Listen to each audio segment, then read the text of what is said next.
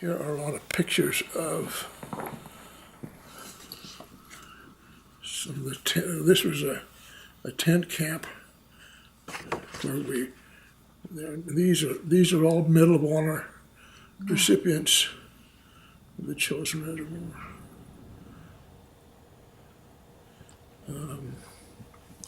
See, this is a picture of us coming down the pass. And there's a good example of what it looked like. It looks cold. It looks very, very cold. They blew out the road right here. Oh. And they flew in bridge sections. These are all dead Marines here. These are captured Chinese. See, they suffered from the cold worse than we did, actually. This is 155 millimeter motorized howitzers. These are. This was a water. We call it the penstocks. They call them. They carried the water all down the hill, and they blew this whole thing out here. So I saw them drop those things. What's this? Right here. Oh, that's where there was trying to get a convoy through, and the Chinese blew it up and captured a lot of people, and they called it Hellfire Alley, and there's some of the British Royal Marines and some of the Armed Marines were trying to get through there, and they cut the convoy and captured a lot of people. It really made a mess. Those are civilians. They suffered terribly. Oh, yes. And these are all, this fella had been a prisoner of war in World War II, a Japanese prisoner, and he didn't want to be captured, and he was afraid we weren't going to get out, and he disappeared. We never knew to know what happened to him. He was an officer.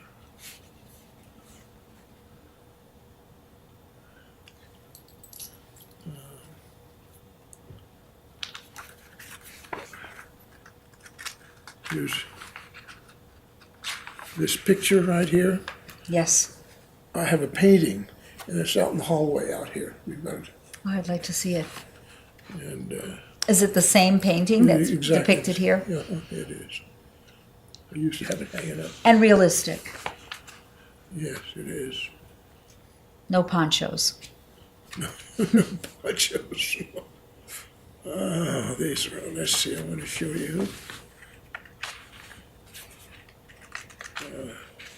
Our unit here. Let's see.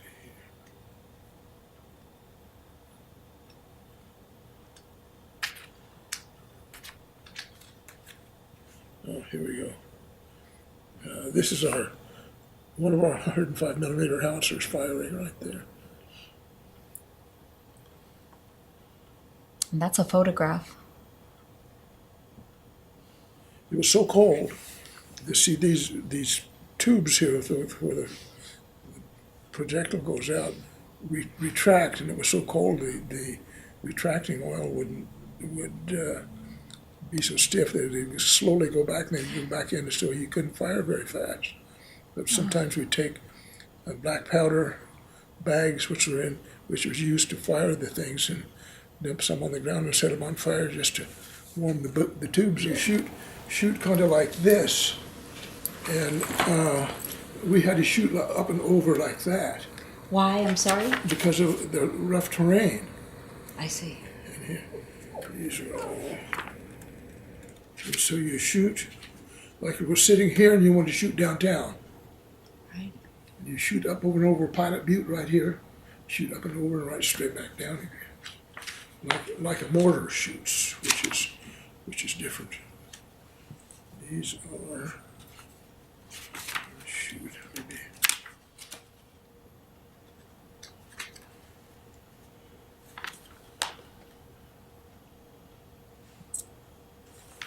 But the Air Force saved our neck too. Really, the Air Force.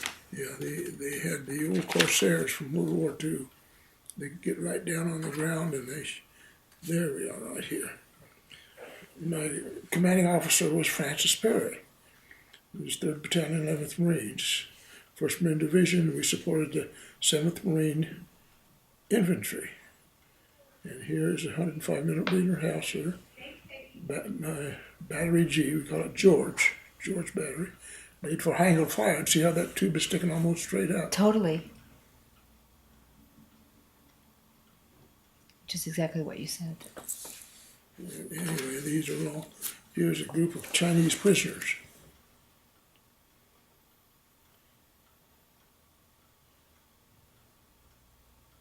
But their They feet, almost look Mongolian to me. yeah, some of them were huge people.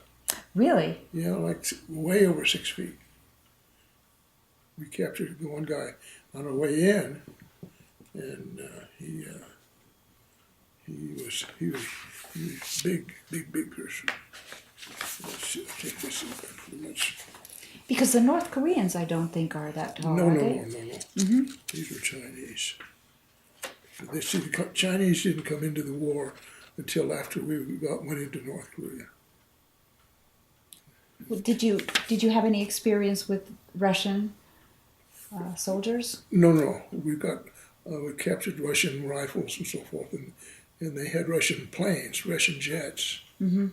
But this was our commanding general for the 1st Marine Division. I can remember the first morning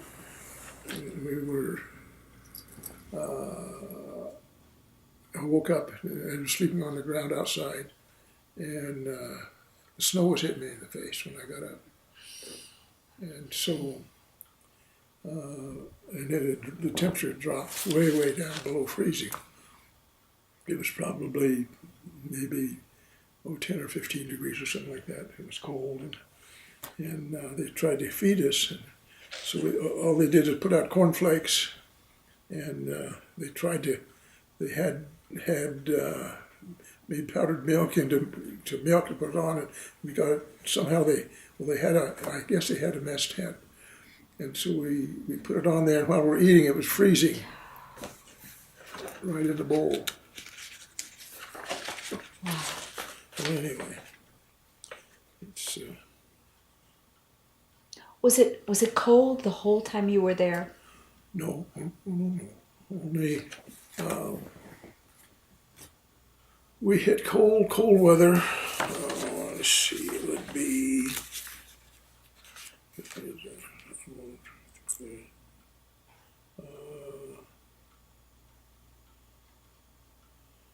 From about the. It was. Okay, here it is right here.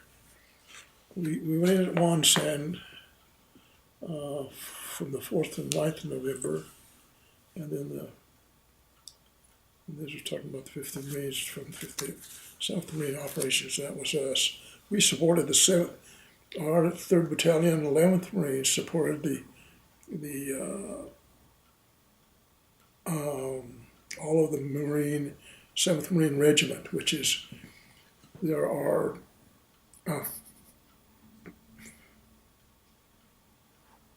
four regiments. See if I get this right. In a Marine division,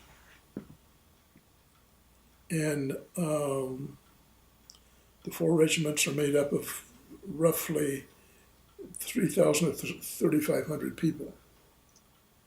And in those regiments, there are battalions, and each regiment has 3 or 4 battalions. But the battalions are broken down into companies, and anyway, and then squads. And so you have the chain of command. There's officers over the commanding officer of a whole division is a general, and general colonels are regimental commanders, And lieutenant colonels or majors are battalion commanders. And lieutenants are battery or company commanders. Okay. So you have a chain of command, so it's like a pyramid, and it just spreads out all the way. Do you think they had pretty much the same structure, the same hierarchy that you had? The Chinese? Mm-hmm. Wasn't Chinese the same. and North Koreans, I guess. You know, well, the North Koreans first, and then the Chinese came in. We had the Koreans beat completely. Really? But then the Chinese came in with all these thousands and thousands of people. So that's You think it was more sheer number that there were just so many of the Chinese? yeah, right. They would come in lines, come straight at you. And of course, the lines would waver. Some of them maybe 10 or 15 in a line, but 10 or 15 lines deep. And you could just spray them with machine gun fire and spray and spray and spray, and they just keep. And the ones in the back sometimes just didn't have any weapons, but they'd pick up the weapons from the guys who had been killed and come on. And it's a real primitive thing, but you just can't. Pretty hard to overcome that many people. Right. Let me see if there's some numbers here in the back. Let's see about.